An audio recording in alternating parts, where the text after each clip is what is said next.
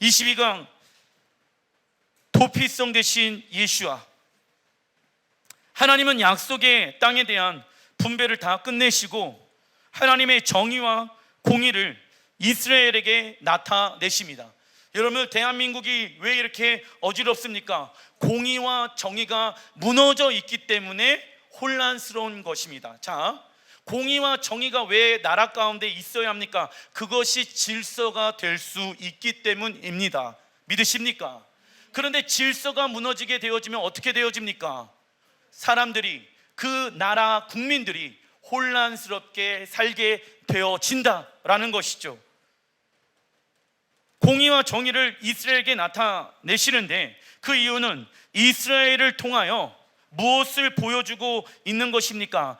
적어놔 주십시오. 하나님 나라의 시스템, 하나님 나라의 시스템을 보여주고 있는 것이다. 나라는 하나님의 말씀의 기준으로 공의와 정의가 세워져야 한다. 그것이 질서 있는 나라가 되어지는 것이다.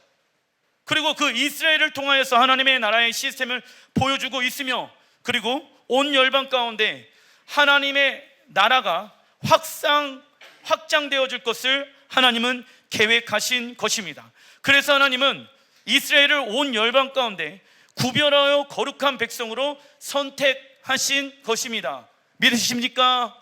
아멘. 여러분들, 또 하나 말씀드립니다. 아시아 국가 중에서 반유대주의 사상을 가장 많이 가지고 있는 나라가 대한민국입니다. 자, 하나님이 이스라엘에게 준 그 축복을 교회가 이어받은 것이 맞다, 아니다? 아니다. 교회는 이스라엘에게 접붙임을 받은 것이다라고 에베소서 2장에 정확하게 말씀하고 있죠. 이스라엘의 그 거룩한 축복권이 교회에게 넘어온 것이 맞다, 아니다? 그것은 성경을 제대로 읽지 않는 사람들이 주장하는 내용입니다.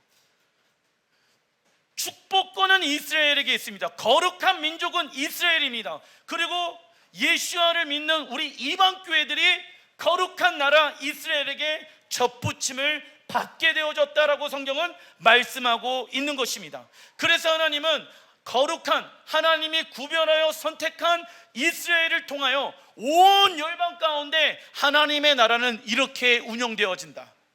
하나님의 나라는 공의와 정의가 세워져야 한다. 그리고 그 공의와 정의의 핵심은 바뀌지 아니하는 하나님의 말씀이다.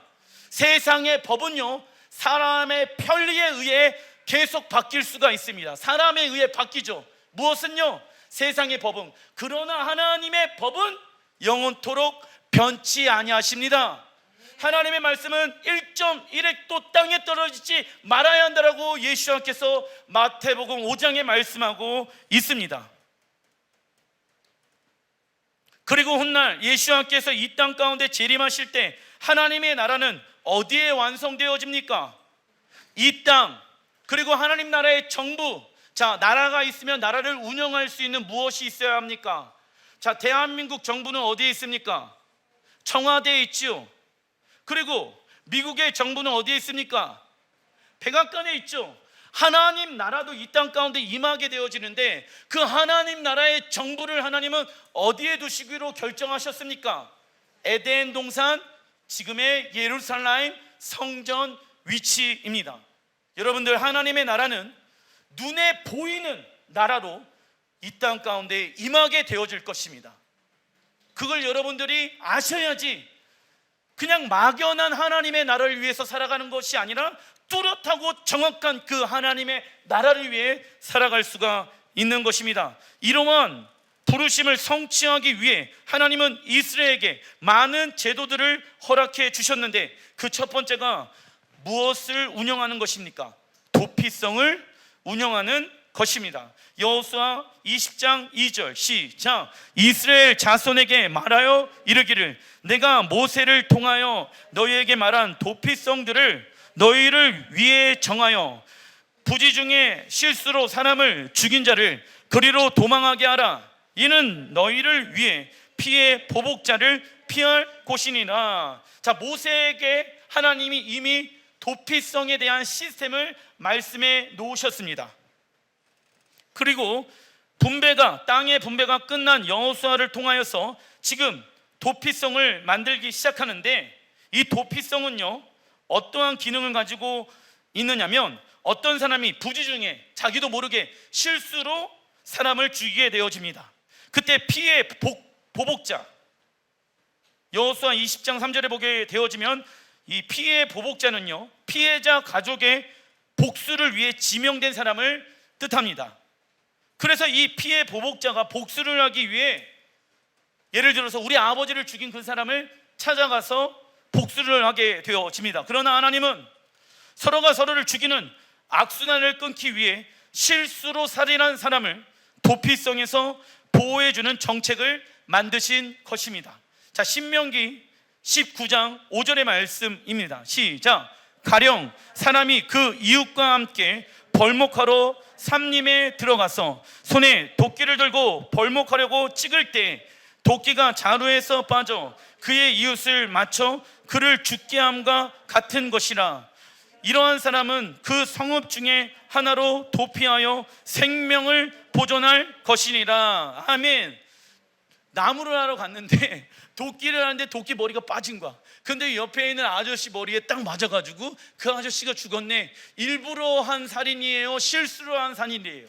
실수로 한 살인. 자, 어떤 사람이 벌목하러 산에 들어갔는데 도끼가 자루에서 빠져 그 이웃을 맞춰 그가 죽게 되어집니다. 이때 죽임당한 아버지의 아들이 이웃을 복수하게 되며, 복수는 또 다른 비극을 만들어 냅니다. 그래서 도피성 제도는 억울한 자들을 보호하고 회복시키는 제도입니다. 이처럼 예수와는 의인을 부르시기 위해 오신 것이 아니라 누구를 부르시기 위해 오신 것입니까? 죄인을 부르시기 위해 오셨으며, 예수와는 형제를 미워하는 자마다 어떠한 자가 된 것이라고 말씀하고 있습니까? 살인하는 자가 되는 것이라고 말씀하고 있다라는 것이죠. 이 문제에서 자유로운 사람은 한 명도 있다 없다? 아무도 없습니다. 그래서 도피성은 누구를 상징하는 것입니까? 예수와. 적어놔 주십시오. 도피성은 예수와를 상징하는 것이며, 죄와 허물로 죽을 수밖에 없던 우리가 도피성 대신 예수와께로 나아가야 영원한 생명을 보존할 수 있는 것입니다. 그래서 우리는 형제를 미워할 때마다 우리가 하나님을 사랑할 수 있습니까? 없습니까? 없습니다. 그런데 형제를 미워하는 자마다 성경은 뭐라고 말씀하고 있습니까? 너는 살인한 자다라고 말씀하고 있다는 것입니다. 그러면 우리가 이 문제의 영역에 있어서 자유로운 사람이 한 명도 있다 없다? 없다라는 것이죠. 신명기 16장 20절. 너는 마땅히 공의만을 따르라. 그리하면 내가 살겠고. 이 살겠다라는 것은 하나님의 뜻과 함께 생명을 유지하겠다는 것을 의미하고 있습니다.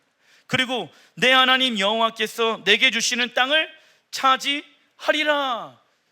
자, 도피성에 대한 제도가 신명기 16장부터 20장까지 나와 있는 말씀입니다. 그리고 신명기 16장부터 21장까지의 말씀과 여호수아 20장의 말씀, 오늘 본문의 내용이죠. 이 두 가지의 말씀은 서로 연결되어져 있습니다. 우리는 오직 공의는 히브리 원어로 보니까 제덱, 이 제덱을 해야만 살 수 있는 존재입니다. 위의 말씀을 보게 되어지면 마땅히 공의만을 따르라. 이 부분을 히브리 원문으로 보게 되어지면 제덱, 티르토프라고 쓰여져 있습니다. 그렇다면 공의의 뜻은 무엇입니까? 적어놔 주십시오. 하나님의 말씀으로 이 땅을 지탱하고 있는 것. 하나님의 말씀으로 이 땅을 지탱하고 있는 것. 자, 여러분들, 이 땅은 무엇으로 만들어졌습니까? 천지 창조는 무엇으로 만들어졌습니까? 하나님의 말씀. 그래서 하나님은 공의와 정의의 하나님이신 거예요. 그런데 공의와 정의, 즉 하나님의 말씀이 무너지게 되어지면, 자 보십시오. 천지 창조는 하나님의 말씀으로 만들어졌습니다. 그러나 이 땅이 하나님의 말씀이 무너지게 되어지면 이 땅도 어떻게 되어집니까? 무너지게 되어집니다. 대표적인 예가 자연환경이잖아요. 하나님은 너희들의 욕심에 의해서 공장을 많이 돌리고 만들지 말아라 라고 말씀하고 계시는데, 사람들은 자신들의 편리와 욕심으로 인해서 자연 환경을 망가뜨리고 있습니다. 그죠? 그 결과 이 땅이 무너지고 있지요. 그러다 보니까는 지금 열대화 현상, 열돔, 그리고 미국의, 캐나다의 뉴스를 보니까 영상 60도까지 올라갔어요. 그래서 타이어가, 고무가 녹아갖고 뉴스에 나오더라고요. 신호등의 그 신호등 커버가 녹아갖고 국물처럼 흐르는 것이 뉴스에 나왔습니다. 왜 이러한 현상들이 지금 지구 가운데 나타나고 있습니까? 사람들이 이 땅을 지탱하고 있는 ጼ덱, 공의와 정의를 행하지 아니하고 자신들이 원하는 방법대로 나만 잘 먹고 잘 사면 되는 거 아니야? 나만 행복하면 되는 거 아니야? 이러한 이기적인 마음을 가지고 사회를, 자연을 파괴하다 보니 이러한 어려움들이 다시 사람들에게 돌아오게 되어지는 것입니다. 그리고 본문에 보게 되어지면 ጼ덱, 디르, 도르, 도프, 이 공의가 두 번 반복되어집니다. 첫 번째 공의는요, 오직 공의만을 따르라는 것을 강조하기 위함이며, 두 번째 공의는, 이 공의 안에는, 두 번째 공의 안에는 두 가지의 의로움이 포함되어져 있는 것입니다. 그중 첫 번째 의로움은 어떠한 의로움입니까? 하나님의 은혜로 누구에게 주어지는 의로움입니까? 우리에게 주어지는 의로움입니다. 첫 번째 의로움은 하나님의 은혜로 값없이 우리에게 주어지는 은혜이다. 믿으십니까? 그래서 우리는 하나님의 은혜로 말미암아 어떠한 존재가 되어졌습니까? 죄인에서 의인으로, 창기에서 신부로. 할렐루야. 나의 어떤 의로움이 필요합니까? 필요하지 않습니까? 필요하지 않습니다. 이사야 53장 11절 시작. 나의 의로운 종이 많은 사람을 의롭게 하며 또 그들의 죄악을 친히 담당하리로다. 아멘. 누구를 상징합니까? 나의 종 예수와. 예수와가 많은 사람을 어떻게 하셨습니까? 의롭게 하셨습니다. 예수와의 의로움을 많은 믿는 자들에게 전가시켜줄 것에 하나님은 말씀하고 있습니다. 첫 번째, 의로움에 대해서는 우리가 할 수 있는 것이 있습니까? 없습니까? 없습니다. 교회에 나온다고, 종교적인 행위를 많이 한다고 우리가 의로움을 받을 수 있습니까? 없습니까? 없습니다. 바리새인과 사두개파 사람들은 종교적인 행위를 많이 하면 하나님께 의롭다함을 얻을 것이라고 생각했습니다. 그들의 행위 안에는 의로운 모습은 있었는데 그들의 그 의로운 행동들의 중심 가운데는 행위에만 집중하고 있었습니다. 하나님을 사랑하는 마음으로 그 행위가 나오는 것이 아니라 사람들에게 보여주기 위한 행위를 하게 되어진 것이죠. 왜냐하면 그 당시 그런 종교적인 행위를 많이 해야지 존경을 받을 사람이 될 수 있었기 때문입니다. 두 번째 의로움은 같이 한번 읽어보겠습니다. 시작. 값없이 주시는 하나님의 의로움을 경험한 자들 가운데 적어놔 주십시오. 삶으로 나타나는 의로움. 삶으로 나타나는 의로움. 삶으로 무엇이 나타나야 합니까? 쉐마. 쉐마란 듣고 깨닫고 행하는 것, 즉 하나님의 말씀에 순종하는 모습이 우리 안에 있어야 한다. 자, 예수와의 피로 말미암아 우리가 의롭게 되어졌잖아요. 죄인에서 의인이 되어졌잖아요. 우리가 할 수 있는 것은 아무것도 없습니다. 내가 의인이 되기 위해 할 수 있는 것이 있다 없다? 없습니다. 그 예수와의 피의 공로로 나는 의로운 자가 되어졌습니다. 그러나 첫 번째 의에만 머물러 있으면 된다 안 된다? 그 하나님의 은혜와 자비와 의로움을 경험한 사람들이 이제는 하나님, 내가요 이제 더 이상 죄인의 삶을 따라가지 않겠습니다. 자, 예수와의 의로움, 십자가 복음의 능력을 경험한 사람들의 특징이 무엇입니까? 삶이 바뀌기 시작합니다. 예수 없이 살아갔던 나의 삶을 절대 절망의 삶이었습니다. 나는 더 이상 그렇게 살지 않겠습니다. 그리고 그렇게 살았던 나의 인생이 얼마나 피곤하고 힘들고 상처 많이 받고 어렵게 살았는지 모릅니다. 그것을 알기에 나는 더 이상 그렇게 살지 아니하고 이제 나는 하나님의 의로움 때문에 하나님의 백성이 되어졌습니다. 나 이제부터 하나님의 백성답게 살겠습니다. 그것은 무엇을 의미합니까? 하나님의 말씀에 쉐마하겠습니다. 하나님의 말씀에 순종하겠습니다. 그 순종하는 모습이 우리 그리스도인들에게 의로움으로 나타나야 하는 것입니다. 믿으십니까? 그게 하나님의 말씀에 순종하는 의로움을 뜻하는 거예요. 그러나 많은 이들이 첫 번째 의로움 안에만 머물러 있다. 두 번째 의로움으로 넘어가야 합니다. 두 번째 의로움을 행하는 사람들은 누구입니까? 하나님의 의로움. 당신의 하나밖에 없는 아들 예수를 죽이면서까지 나에게 의로운 자로 불러주시기 위해 당신의 아들을 십자가에 죽였다는 것이죠. 그냥 죽인 게 아니라 갈기하게 직접 죽였습니다. 왜요? 우리를 의롭게 하기 위해서. 그 십자가 사랑을 경험한 사람들의 특징이 무엇입니까? 삶이 변화되어진다는 것입니다. 그래서 우리는 그러한 의로움을 이루어가는, 구원을 이루어가는 삶을 살아가야 합니다. 우리의 구원은 아직 완성되어지지 않았습니다.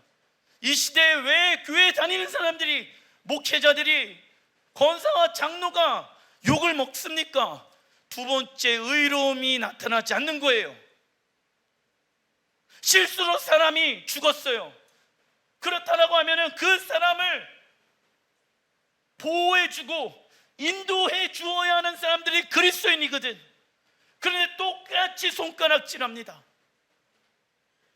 품어주고 용납해주고 용서해줘야 되는데 그렇지 아니하고 세상 사람들이 바라보는 관점으로 죄인들을 바라보기 시작한다는 것은 잘못된 신앙생활의 모습인 것이지요. 신명기 6장 25절 같이 한번 읽어보겠습니다. 시작. 우리가 그 명령하신 대로 이 모든 명령을 우리 하나님 여호와 앞에서 삼가 지키면 그것이 곧 우리의 의로움이라 할지니라. 아멘. 어떤 사람들은 하나님의 말씀에 행하는 것을 그것은 율법주의나 행하는 것이다 라고 얘기하는데 그게 아니에요. 우리의 의로움이 뭐라고 얘기하고 있습니까? 우리가 그 명령하신 대로 그 모든 명령을 우리 하나님 여호와 앞에서 삼가 지키면, 믿으십니까? 이런 의로움이 우리 안에 있어야 합니다. 우리의 의로움은 세상에서 잘 나가고 돈 많고 성공한 것이 아니라 하나님의 말씀에 무엇하는 것입니까? 쉐마란 듣고 깨닫고 행하는 것을 의미하지요. 예수와는 구원받은 이후 삶으로 나타나는 우리의 의가 서기관과 바리새인들보다 더 낫지 않는다라고 하면 결코 천국에 들어가지 못한다라고 말씀하고 있습니다. 예수와 당시 서기관과 바리새인들은 내면의 모습 가운데 온유하고 겸손한 마음으로 의로움을 나타내는 것이 아니라 종교적인 위선과 행위에만 집중하고 있었습니다. 종교의 영이 그래서 있지요. 종교의 영이란, 읽어보겠습니다. 시작. 종교적인 행위는 있지만 하나님과 인격적인 관계가 없는 것을 말하며 신앙의 성장과 성숙을 원치 않습니다. 종교의 영의 특징 중에 하나가 무엇입니까? 회개하지 않게 한다. 그런데 어디는 다닙니까? 교회는 다녀요. 그런데 무엇은 안 합니까? 회개하지 않습니다. 왜? 하나님의 은혜로 내가 의롭게 되어진 거예요. 나는 그것만 믿고 싶은 거예요. 그런데 그러한 사람들은 악한 영에 사로잡혀 있는 사람들의 모습인 것입니다. 왜 신앙이 성장하고 성숙해야 합니까? 하나님의 의를 날마다 경험한 사람들, 하나님의 십자가의 사랑. 자, 의란 하나님과 깊고 올바른 관계를 날마다 하는 사람들은 신앙에 무엇이 생기게 되어집니까? 성장과 성숙이 생기게 되어집니다. 믿으십니까? 나를 위해 목숨까지 바쳐주신 그 예수와의 사랑을 경험한 사람들은 무엇을 바치기 시작한다? 자신의 목숨을, 삶을, 시간을 주님을 위하여 사용하게 되어집니다. 즉 거룩한 하나님의 백성으로 부르심을 받은 우리의 모습 가운데 예수와를 믿기 전과 믿고 난 이후에 무엇이 반드시 있어야 됩니까? 삶의 변화. 그리고 하나님의 말씀으로 변화되지 못하게 가로막고 있는 악한 영들과 우리는 무엇을 해야 합니까? 영적 전쟁해야 합니다. 그 이유가 신명기 16장 18절에 나와 있습니다. 같이 한번 읽어보겠습니다. 시작. 내 하나님 여호와께서 내게 주시는 각 성에서 내 지파를 따라 재판장들과 지도자들을 둘 것이요 그들은 공의로 백성을 재판할 것이니라. 자, 예수와는 이 땅 가운데 재림하시게 되어졌을 때 세 가지의 모습으로 이 땅 가운데 오십니다. 첫 번째, 온 열방을 통치하고 다스리는 왕으로 오실 것입니다. 두 번째, 신부인 우리를 부르시기 위해 영원토록 주님과 함께 살기 위해 신랑의 모습으로 오실 것입니다. 세 번째, 적어놔 주십시오. 재판장의 모습으로 이 땅에 다시 오실 것입니다. 재판장의 히브리 원어를 보니까 쇼프팀, 적어놔 주십시오. 쇼프팀의 뜻은요, 뱀의 입을 부수다. 예수님께서는 마지막 때 적그리스도의 입에서 나오는 잘못된 정의와 공의 있죠. 적그리스도의 입에서 나오고 있는 잘못된 정의와 공의가 지금 대한민국에도 있습니다. 그죠? 무엇이 있습니까? 동성애 찬성. 적그리스도의 입에서 나오는 생각과 말을 사람들의 마음 가운데 집어두고 있는 것입니다. 그래서 동성애는 인권이 아니라 뭐다? 죄다. 그런데 예수와, 재판장이신 예수와는 뱀의 입을 부수기 위해 이 땅 가운데 다시 오실 것입니다. 할렐루야. 재판장 되신 예수와는 하나님의 말씀으로 세워지지 않은 모든 것, 교육의 영역, 문화의 영역, 군사의 영역, 정치, 경제, 삶의 방식, 모든 영역 가운데 하나님의 말씀으로 세워지지 않은 것들을 다 무너뜨리실 것입니다. 사람의 손으로 만들어 놓은 모든 것들을 다 무너뜨리시고 하나님의 말씀으로 이 땅에 하나님의 나라를 다시 세우실 것입니다. 그때 세상의 말과 타협이 있다 없다? 절대 없습니다. 반석 위에 하나님의 말씀으로 여호와의 집을 이 땅 가운데 세우실 것입니다. 그리고 그는 온 열방을 하나님의 정의와 공의로 충만케 하실 것입니다. 그것을 여러분들이 믿으시고 바라보셔야 하는 것입니다. 그래서 열방의 왕으로 그분이 말씀으로 통치하기 위해 이 땅에 다시 오시는 거예요. 여호와의 절기 중 나팔절은 하늘에서 무엇이 열립니까? 심판의 문이 열리는 시기입니다. 언제요? 나팔절 절기 때. 이때 심판의 일정이 시작되어지는 것을 뜻하며 대속죄일은 심판의 문이 무엇하게 되어집니까? 닫히게 되어지고 최종 판결이 내려집니다. 이 기간을 여호와의 경외의 날들이라고 얘기하는데 히브리 원어로 야밈 노라임이라고 부르며 이때 천년 왕국에 들어갈 수 있는 자들이 결정되어 그 내용이 계시록 19장 11절에 나와 있습니다. 시작. 또 내가 하늘이 열린 것을 보니 보라 백마와 그것을 탄 자가 있으니 그 이름은 충신과 진실이라. 그가 공의로 심판하며 싸우더라.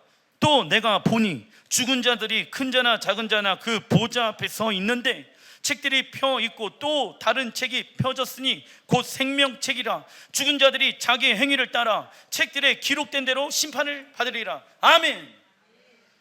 자기의 무엇대로? 행위대로. 너 어떻게 믿음으로 살아갔는지, 하나님의 말씀을 공의와 정의로 지키면서 살아갔는지 아니하였는지 내가 생명책에 다 기록하고 있다. 그런데 이 말씀에 대해서 왜 생각하지 않습니까? 첫 번째 하나님의 의로움 가운데만 있다 보면은 두 번째 그 하나님의 의로움을 경험한 사람들이 삶 가운데 하나님의 말씀을 죄망하는 의로움이 나타나야 되는 거잖아요. 그런데 어떠한 사람들은요, 한 번 구원 영원한 구원이야. 하나님의 말씀에 순종하는 건 하지 않아도 돼. 그냥 교회만 나오면은 천국 갈 수 있어. 이러한 헬라적 가르침을 하는 사람들이 있다라는 것입니다. 그것은 성경에 헬라의 자식들의 가르침이라고 이사야서에 쓰여져 있죠. 우리가 공부해서 우리는 잘 알고 있습니다. 마지막 때 적그리스도는 하나님의 말씀과 반대되어지는 법을 반드시 세울 것이며 동성애 찬성, 종교 통합, 반유대주의 등을 세우며 그 법으로 세상을 다스리게 되어질 것입니다. 대한민국을 위해 기도할 때 하나님의 말씀과 반대되어지는 법이 국회에 통과되지 못하도록 교회는 깨어서 기도해야 합니다. 우리가 하나님 앞에 서는 그날 모든 육체가 죽어있는 자 또는 살아있는 자가 다 하나님의 어디에 서게 되어집니까? 심판대 앞에 서게 되어질 것입니다. 자, 제가 목회하는 이유는 교회 성장에 있지 않습니다. 제가 꿈꾸는 것은 여기에 계시는 분들이 하나님의 보좌 앞에 서는 그날 착하고 충성된 종아 잘 하였도다. 여러분들이 그 하나님의 음성을 듣는 것이 제가 교회를 목회하고 있는 이유입니다. 교회가 존재하는 이유는 이 날이 반드시 올 것을 믿기 때문에 이 날을 위하여 우리는 리허설, 예행 연습을 해야 하지요. 왜 예행 연습합니까? 그날이 반드시 이 땅 가운데 이루어질 것을 믿어야 안 믿어요? 예수와 재림할 걸 믿으십니까? 안 믿으십니까? 그런데 예행 연습하지 아니하는 사람들은 믿음이 없으니까 예행 연습을 안 하는 거예요. 영원한 하나님의 나라가 이 땅 가운데 임할 것을 믿는 사람들은 영원한 하나님의 나라가 영원한 나의 가치인 것 아니겠습니까? 그래서 제한되어져 있는 물질 시간들이 있죠. 주님의 나를 위해 다 바치고 헌신하는 거예요. 믿음이 없는 사람들은 저렇게까지 해야 돼 이렇게 얘기하겠죠. 그러나 그 사람이 가장 어떠한 사람입니까? 지혜로운 신부가 되어지는 거예요. 왜? 세상의 것들 투자해 보십시오. 없어집니다. 그죠? 그러나 하나님의 나라는 영원히 변치 아니하고 역사하고 있는 것입니다.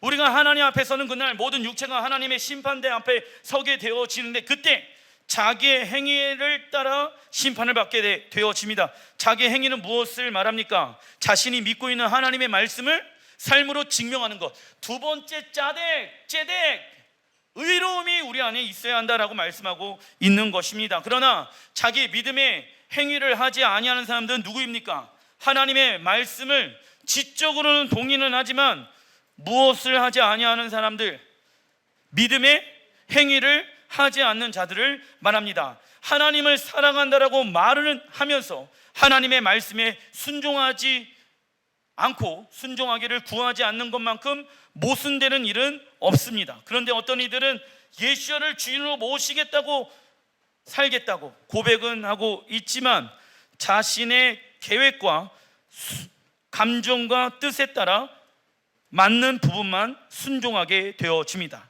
하나님은 이러한 자들의 모습을 불법을 행하는 자라고 말씀하고 있습니다.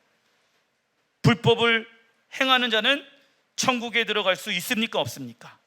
없습니다. 불법이란 하나님 나라의 백성들이 하나님의 법에 의해서 살지 아니하고 세상의 법에 의해 살아가는 자들, 세상의 방법대로 살아가는 자들, 그러한 사람들은 불법을 행하는 자들입니다.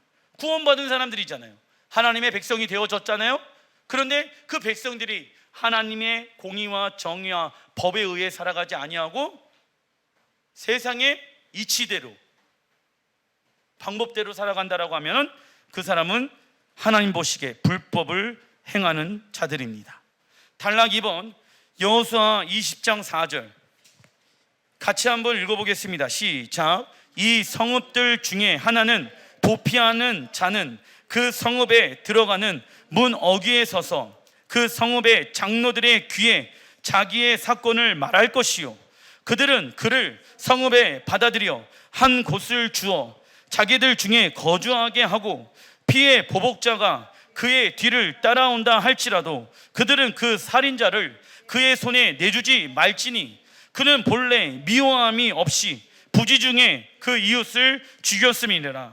그 살인자는 회중 앞에 서서 재판을 받기까지 또는 그 당시 제사장이 죽기까지 그 성읍에 거주하다가 그 후에 그 살인자는 그 성읍 곧 자기가 도망하여 나온 자기 성읍 자기 집으로 돌아갈지니라 하라 하시니라. 도피성이 해야 할 세 가지 의무가 있습니다. 첫 번째, 도피자를 성읍으로 영접해야 합니다.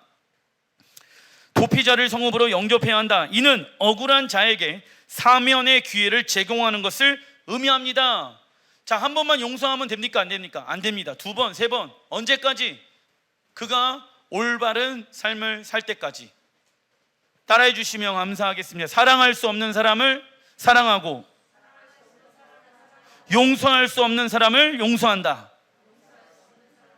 자, 세상은요, 사랑할 수 있는 사람을 구분 져 놓습니다. 얘는 내가 사랑을 해줘도 돼. 얘는 상대도 하지 말아야 돼. 구분 지어 놓죠? 그죠? 왜요? 그 사람의 한계가 거기까지입니다. 모든 사람을 다 사랑할 수 있는 힘이 있어요, 없어요? 그러나 예수야를 믿는 사람들은 세상에서 가장 큰 죄인은 누구입니까? 누구예요? 옆에 있는 사람이에요? 집에 살고 있는 사람이에요? 나예요. 나 같은 죄인을 누가 용서해 주었습니까? 하나님. 그 하나님이 나를 용서해 주셨는데 내가 어떠한 사람을 용서할 수 없겠습니까? 그죠? 그래서 그 하나님의 사랑과 은혜를 경험한 사람들은 그 놀라운 힘, 누구나 다 사랑할 수 있으며 누구나 다 용서할 수 있는 힘을 가지고 있는 것입니다. 자신의 힘으로 사랑할 수 있는 것은 한계가 되어져 있죠. 그러나 하나님의 은혜와 자비와 긍휼의 사랑을 경험한 사람들은 사랑할 수 없는 사람을 사랑할 수 있으며 용서할 수 없는 사람을 용서할 수 있게 되어지는 것입니다. 둘째, 도피자에게 거주할 장소를 제공해야 합니다. 이는 자택감금의 의미를 가지고 있다. 실수로 살해를 한 것도 죄가 없다고는 할 수 없기 때문에 반성의 시간을 주는 것입니다. 그래서 피해자 가족의 마음을 위로하기 위해서 일정 기간 동안 그를 근신토록 한 것입니다. 도피자가 도피성에서 하는 일은 제사장을 돕거나 성읍의 성소에서 사역하는 일을 했습니다. 이 일을 통해서 무엇을 돌아보는 것입니까? 자신의 죄를 돌아보고 마음을 새롭게 하는 시간을 갖게 하는 것입니다. 셋째, 도피자를 피해 보복자로부터 보호해야 합니다. 이는 고통의 짐을 함께 나누어 짊어매는 공동체를 의미하는 것입니다. 도피자에게 집도 주어야 하고 일도 같이 해야 합니다. 도피성에 살고 있는 사람들에게 고통이 분담되어지는 것이죠. 비록 살인자라고 할지라도 정식 재판 없이 사사로이 복수해서는 된다, 안 된다? 충분한 시간을 통해서 사건을 판단해야 합니다. 그렇다면 이 시대 도피성의 역할을 감당하는 곳이 어디가 되어야 합니까? 교회 공동체. 교회 공동체는 서로가 서로를 위해 사랑해야 하며 고통을 분담해야 합니다. 요한복음 13장 35절에 이렇게 예수님께서 말씀하고 계십니다. 시작. 너희가 서로 사랑하면 이로써 모든 사람이 너희가 내 제자인 줄을 알리라. 예수님은 제자들에게 서로 사랑하는 의미가 무엇인지를 알려주기 위해 그들의 발을 씻겨 주시고 섬겨 주었습니다. 세족식을 행한 것이지요. 발을 씻겨주는 것은 죄를 씻어줌을 의미합니다. 그 예수와의 사랑을 경험한 제자들이 서로의 발을 씻어주라고 말씀하지요. 이는 너희가 적어놔 주십시오. 서로의 죄를 용서해 주고 용납해 주라는 것입니다. 너희가 서로 사랑하면 이 단어의 뜻은 무엇을 의미합니까? 너희가 서로의 죄를 용서해 주고 용납해 주라는 것입니다. 목사님, 이 사람이 이러한 거 한 해 두 해가 아니에요. 지겨워요. 10년 20년 동안 이렇게 살아왔습니다. 여러분들 그렇다라고 해갖고 그 사람의 죄를 용서와 용납하지 않는다라고 하면은 나는 예수님의 제자가 될 수 있습니까? 없습니까? 물론 그 사람의 죄도 문제 있죠. 그러나 우리가 먼저 해야 하는 것은 그 사람을 변화시키고자 하는 마음이 아니라 내가 먼저 그 사람을 무엇해야 합니까? 용서와 용납해야 합니다. 목사님, 그 사람이 문제가 있어서 나에게 이런 어려움이 오는 것 아니겠습니까? 맞아요. 맞는데 이때 우리가 해야 하는 것은 무엇이냐면 재판장의 역할을 우리가 하는 게 아니라 우리는 예수님의 사랑을 경험한 자이기 때문에 그 이웃을 용납하고 용서해야 하는 것이 우리가 해야 할 일입니다. 여러분들이 어떻게 재판장이신 하나님의 자리에 설 수 있겠습니까? 여러분들이 뭐길래 사람을 판단과 정죄할 수 있겠습니까? 우리가 먼저 해야 하는 것은 사람을 용서하고 용납하는 것입니다. 언제까지요? 그 사람이, 내가 그 사람을 용서하고 용납하는 그 모습 안에 누구의 형상을 봅니까? 하나님의 형상을 봐. 그 사람이 변화되어질 때까지 그 사람을 품고 용납, 용서하는 것이죠. 그리하면 모든 사람들이 너희가 무엇인 줄을 알게 되어집니까? 예수와의 제자인 줄을 알게 되어지는 것입니다. 믿음이 없는 사람들이 간혹가다 이런 얘기하죠. 하나님이 살아계시다는 것을 내가 직접 눈으로 보면 내가 믿겠다. 그죠? 자, 우리 자녀들이 이런 얘기합니다. 엄마, 내가 하나님 살아계심을 보면은 내가 믿을게. 그러면 아내들이요, 누구를 용서하면 됩니까? 왼수를 용서하면 됩니다. 세상 사람들은 사랑할 수 있는 사람과 사랑할 수 없는 사람을 구분짓습니다. 그리고 내 마음에 맞으면 사랑하고 내 마음에 맞지 아니하면 사랑할 수 없는 사람이 되는 것이죠. 그러나 하나님은 사랑할 수 없는 우리를 당신의 하나밖에 없는 아들 예수를 죽이면서까지 사랑하셨고 용납하셨습니다. 이 사랑을 경험한 사람들은 사랑할 수 없는 사람을 사랑할 수 있고 용서할 수 없는 사람을 용서할 수 있는 것입니다. 자, 요한복음 15장 8절 읽어보겠습니다. 시작. 너희가 열매를 많이 맺으면 내 아버지께서 영광을 받을 것이요 너희는 내 제자가 되리라. 자, 위에서 읽었던 요한복음 13장 35절 너희가 서로 사랑하면 이로써 모든 사람들이 너희가 내 제자인 줄을 알리라. 제자가 되기 위해서는 서로 사랑하는 모습이 있어야 하며, 그리고 두 번째, 서로 열매를 많이 맺어야 합니다. 요한복음 13장에 서로 사랑하면 내 제자라고 말씀하시는데 요한복음 15장에는 많은 열매를 맺으면 내 제자라고 말씀하고 있습니다. 그러나 요한복음 13장부터 15장은 하루 이틀 안에서 말씀한 내용이기에 분리시켜서 해석하는 것이 아니라 하나의 맥락 안에서 읽어야 합니다. 그리고 요한복음 15장 12절에는 어떠한 말씀이 기록되어져 있냐면 내 계명은 곧 내가 너희를 사랑한 것 같이 너희도 서로 사랑하라 말씀하십니다. 그렇다면 예수와의 제자는 어떠한 열매를 많이 맺어야 할까요? 서로 사랑하는 열매, 서로 사랑하는 열매를 많이 맺어야 합니다. 그래야 여러분들이 예수님을 사랑하는 것이고, 그래야 여러분들이 예수님의 무엇이 될 수 있습니까? 제자가 될 수 있는 것입니다. 서로 사랑하는 열매를 맺기 위해서는 같이 한번 읽어보겠습니다. 시작. 서로 우애하고 존경하기를 서로 먼저 하며 사랑으로 서로 종노릇하며 서로가 짐을 지며 그리스도를 경외함으로 피차 복종하며 서로 용납하여 피차 용서하되 피차 권면하고 덕을 세우며 서로 대접하기를 원망 없이 해야 합니다. 이것이 교회 공동체에서 훈련되어졌다라고 하면 세상에 나아가 동일한 방법으로 영혼들을 사랑할 수 있습니다. 이때 세상은 우리를 통해 하나님의 영상을 보게 되어집니다. 이처럼 교회 공동체는 하나님의 신성한 성품에 참여하는 자가 되어야 하며 서로 사랑하는 열매를 많이 맺어야 합니다. 그러나 경계해야 할 것이 있습니다. 요한일서 4장 20절 누구든지 하나님을 사랑하노라 하고 그 형제를 미워하면 이는 거짓말하는 자니. 왜 거짓말하는 자입니까? 여러분들 하나님 사랑하십니까? 그러면 여러분들 다 예, 나는 하나님을 사랑합니다. 그런데 만약 여러분들의 이웃, 공동체 안에서의 이웃과 여러분들과 함께 살고 있는 그 이웃들을 미워한다라고 하면 하나님은 뭐라고 말씀하십니까? 너는 거짓말도 참 잘한다. 제가 얘기하는 게 아니에요. 자, 누군가를 사랑하게 되어졌을 때 그 누군가가 나는 이렇게 사랑해 줬으면 좋겠어 라고 얘기합니다. 그죠? 그런데 그거는 다 무시해버리고 나는 이렇게 너를 사랑할 거다 하면서 맨날 막 툭툭 때리고 막 목살게 굴고, 그러면 그거 사랑하는 거예요? 사랑하는 거 아니에요?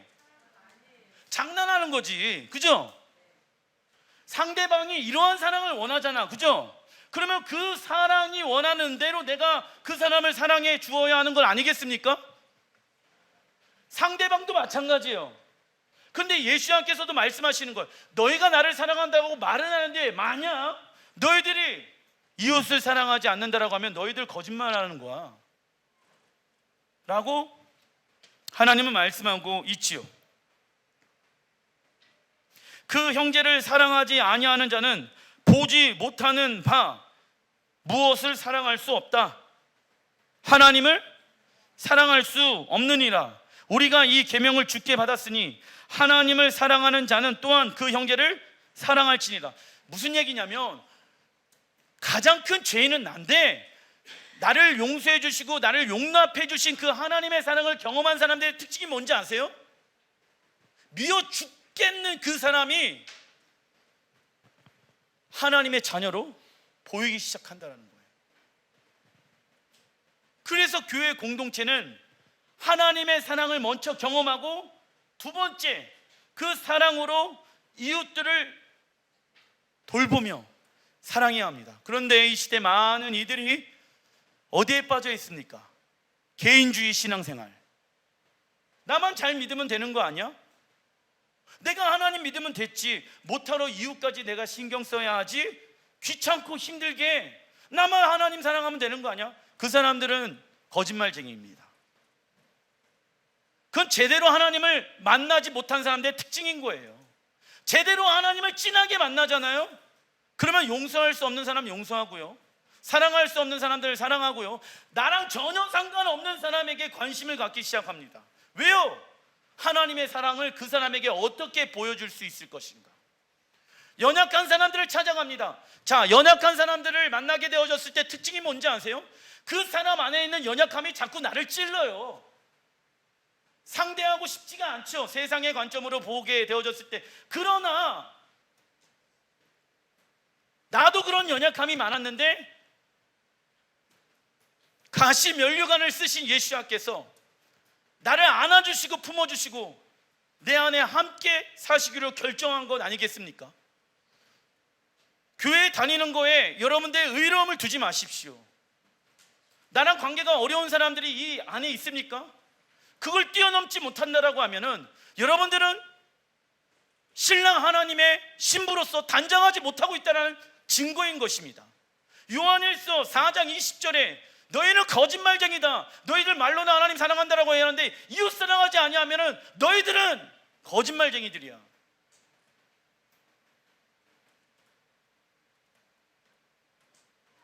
여러분들 거짓말쟁이이십니까? 하나님의 입장에서 말씀하시는 거예요.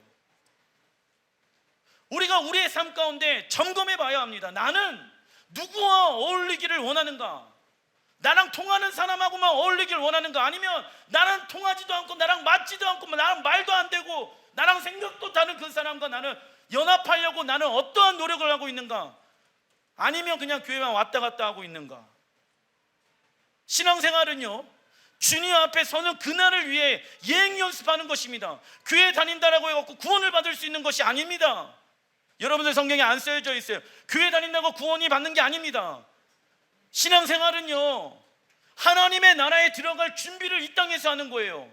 그런데 하나님의 나라에 들어갔는데 이 땅에서도 어려운 그 이웃 사랑하는 것을 천국에 들어가면 또 자연스럽게 그냥 막 사랑스러워져. 갑자기 이 땅에서는 미워 죽겠는 그 사람이 천국에 들어가면 사랑스러운 사람으로 갑자기 바뀌어요? 그런 일은 일어나지 않습니다. 실제라니까요. 여러분들 삶을 한번 주변에 보세요. 나 때문에 어려운 사람들이 있는지 없는지,